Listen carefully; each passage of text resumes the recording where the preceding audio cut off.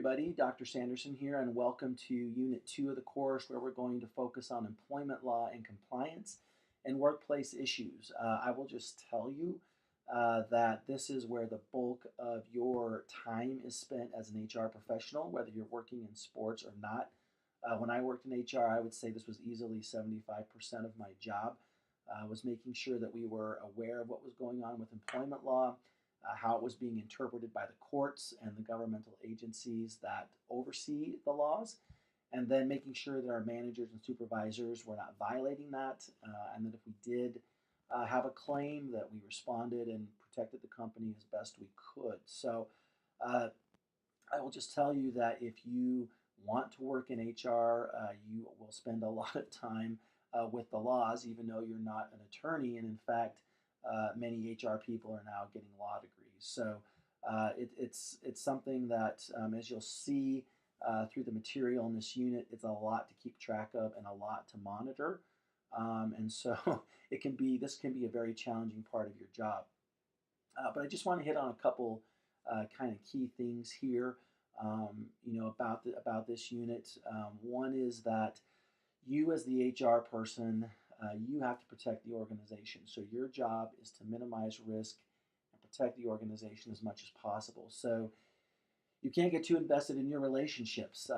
Even if you like the supervisor, if they get reported for sexual harassment, you have to investigate that. And if you find that they did it, you might have to recommend that that supervisor be terminated.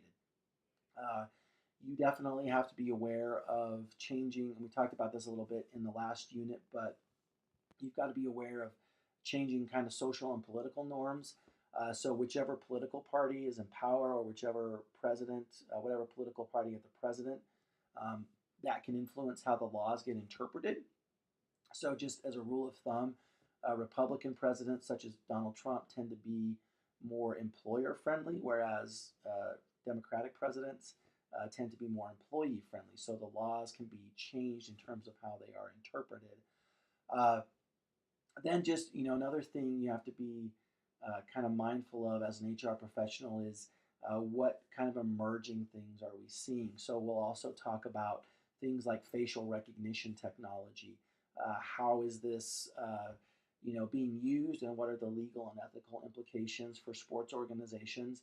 Same thing with athletes and biometric data. So a lot of sports organizations are having athletes wear devices to monitor their sleep cycles, their physical activity, their heart rates.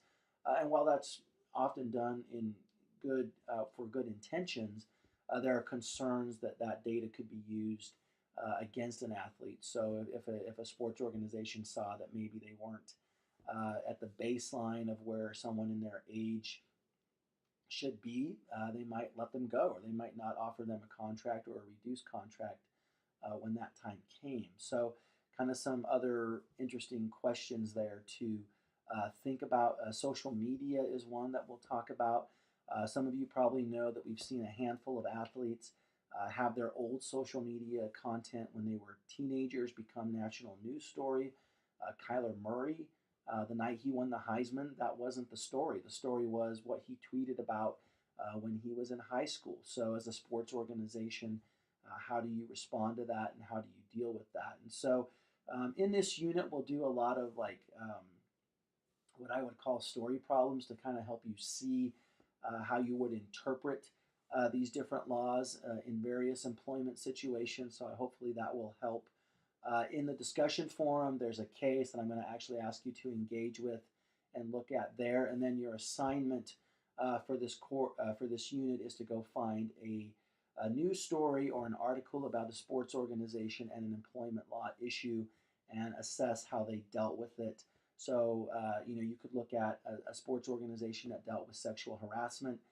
You could look at a sports organization that dealt with Title IX.